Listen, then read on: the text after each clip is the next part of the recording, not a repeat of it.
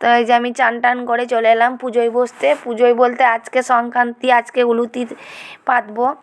তো এই যে আমার মেয়ে বলছে মা দুটো সর্ষে দাও, পাশের বাড়ির কাকিমা চাইলো। আমি বললাম তাহলে দেখা যা। তো আজকে আমার শাশুড়ি নেই, আমার শাশুড়ি গেছে ডাক্তার দেখাইতে। আমার শাশুড়িই করে এইসবগুলো পুজো টুজোগুলো, আমি রান্নার দিকে থাকি। তো শাশুড়ি বললো আজকে আমি ডাক্তার দেখাইতে গেছি, তুই একটু উলুতিটা পেতে দিস। তাই বললাম আচ্ছা ঠিক আছে, আমি পেতে দেবো। তো এই দেখো আমি এই যে কেশরি, এই কেশরিগুলো এখন বিড়ে বানিয়ে ঘটের মধ্যে দেবো, ঘটের নিচে। তো ধান দেওয়া হয়ে গেছে। তো আমার শ্বশুরকে জিজ্ঞাসা করছি বাবা সরষের গাছগুলোও কি দেবো এখানে? দিয়ে বলছে হ্যাঁ সব বিড়ে বানিয়ে দিবি। তো আমি ওই যে ঘট ভরার আগে সব বিড়ে বানিয়ে দিয়েছি। তো এখন সিঁদুর লাগাই ঘরটায়।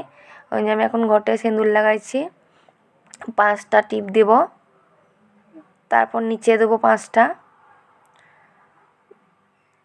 তো আমার সিঁদুর লাগানো হয়ে গেছে ঘটে। তো আমি এখন দিচ্ছি নিচে। তো এই যে আমার সিঁদুর লাগানো কমপ্লিট হয়ে গেল। তো আমি এখন ঘরটা বসিয়ে দিলাম। ঘরটা বসানো হয়ে গেল। তো আমি এখন ফুলগুলো দেবো সাজিয়ে।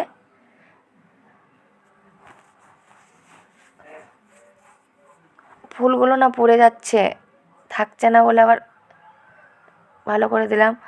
তো এই যে সরষে ফুলগুলোই দিয়ে দিলাম। তারপর যে গুগুলিগুলো রাখা ছিল ধুয়ে, ওই গুগুলিগুলোই দিলাম। তো আমাদের বাঙালির না 12 মাসে 13 পুজো, সব পুজোই করতে হয় আমাদের। তো এই যে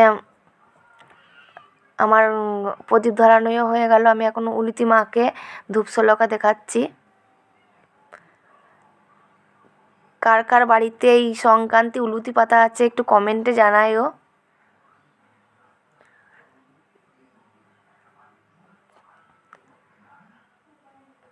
তো আমার ধূপকাঠি দেখানো হয়ে গেল। তো আমি এখন শঙ্খ বাজা